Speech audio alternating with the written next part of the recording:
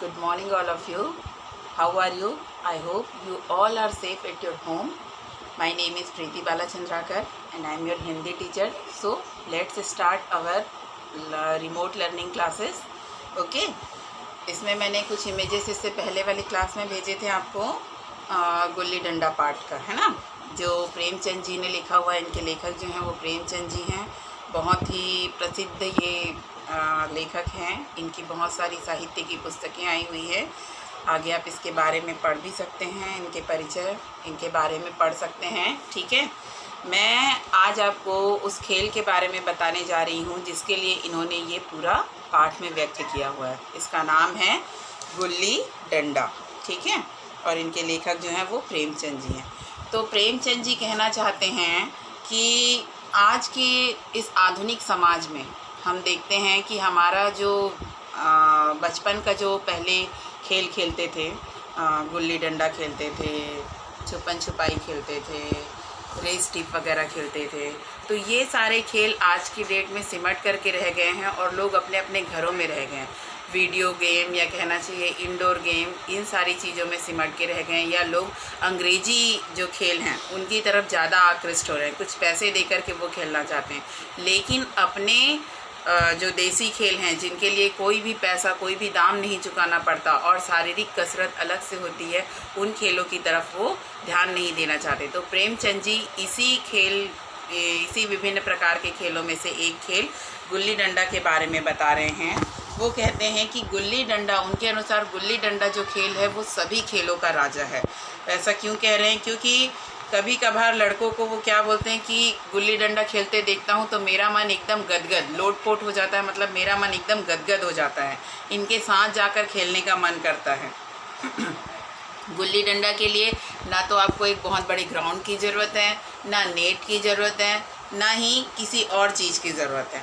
ठीक है, तो यहाँ पे आप मज़े से किसी भी पेड़ की टहनी या शाखा को काट सकते हैं, उसका डंडा बनाइए, उसका छोटा सा गुल्ली बनाइए और उसके बाद 2-4 लड़के मिलकर के ही आपस में आप इस खेल का आनंद ले सकते हैं।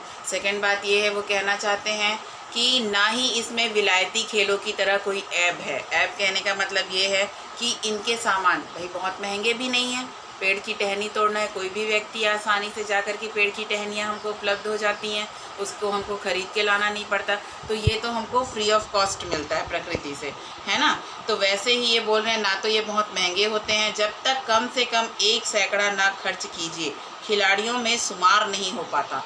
मतलब कोई भी अंग्रेजी खेल ऐसा है जब तक कि आप उस पर पैसे नहीं खर्च करेंगे तब तक कि आप उसके लिए कोई भी उस खेल की व्यवस्था नहीं कर सकते। जैसे आपको क्रिकेट खेलना है तो आपको बैट और बॉल दोनों की ज़रूरत पड़ेगी। साथ ही साथ उसके और भी अगर आपको उसकी एकेडमी में जा कर के खेलना है तो आपको उनके लिए पैसे देने पड़ेंगे, उनके बहुत सारे खेल के सामान लेने पड़ेंगे। ऐसे ही विभिन्न सारे खेल हैं जिनके लिए आप जब तक कि पैसा खर्च नहीं करोगे आप उन खेलों को पूर्ण रूप से ना ही खेल सकते हो, ना ही उसका आनंद ले सकते हो।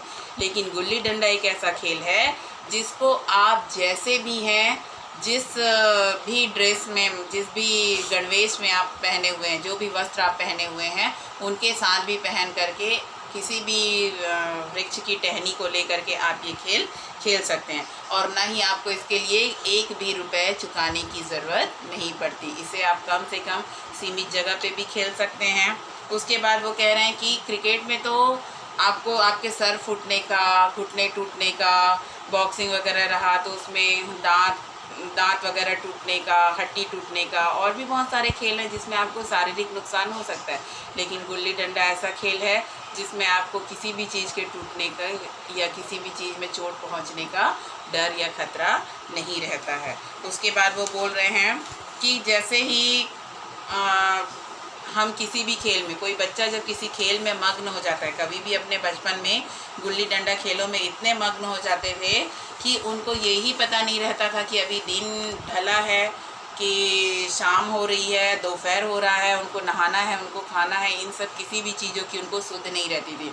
उनके मम्मी पापा जब तक कि उनको फटकार ना लगाएं या आवाज़ ना दें, वो कह रहे हैं कि मैं गुल्ली डंडा खेल में इतना व्यस्त हो जाता था जैसे मुझे विभिन्न प्रकार की मिठाइयों का रस मिल रहा हो उसको खेलते हुए, तो वो उस तरह से उसमें गुम हो जाते थे। उनका कहना है कि पतली पतली लकड़ियों को लेने के लिए पेड़ पे चढ़ना, बंदरों की तरह उछलना कूदना, दोस्तों के साथ मिलना, अलग अलग पेड़ों की तलाश करना विभिन्न प्रकार की गुल्ली और डंडा बनाने के लिए, तो ये सब चीज़ों का एक अलग ही आनंद उनको अनुभव होता था, जो आज के इस परिदृश्य में हमको कहीं भी देखने के लिए नहीं मिलता है।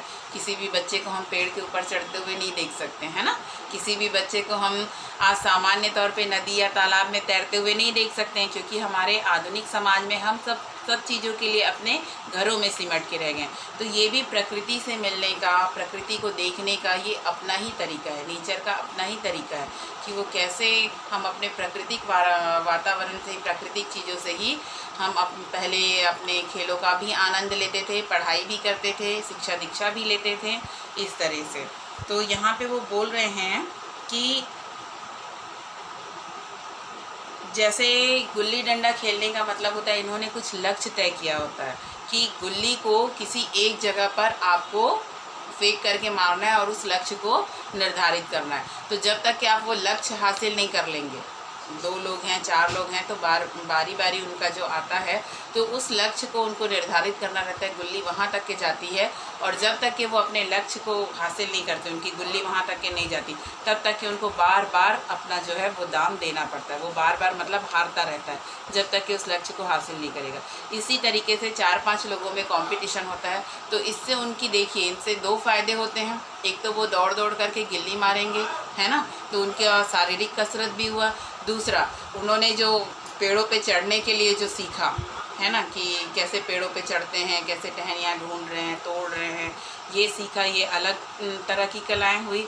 और उसके बाद एकाग्रता, सबसे बड़ी चीज़ जो होती है इसमें, हम कंसंट्रेशन, जो एकाग्रता सीखते हैं वो, है ना, कि गुल्ली को डंडे से जब मारेंगे तो हम किसी लक्ष्य पे उसको वो इतनी ज़ोर से मारें या कम मारें कि वो हमने जो लक्ष्य निर्धारित किया हुआ है उस लक्ष्य तक के पहुँचे। तो ये जब तक कि हम किसी भी चीज़ में एकाग्रता नहीं दिखाएंगे, गुल्ली डंडा एक तरह से हमको ये भी सिखाता है कि कैसे हम एकाग्र हो करके, एक चित हो करके अपने लक्ष्य को हासिल कर सकते हैं।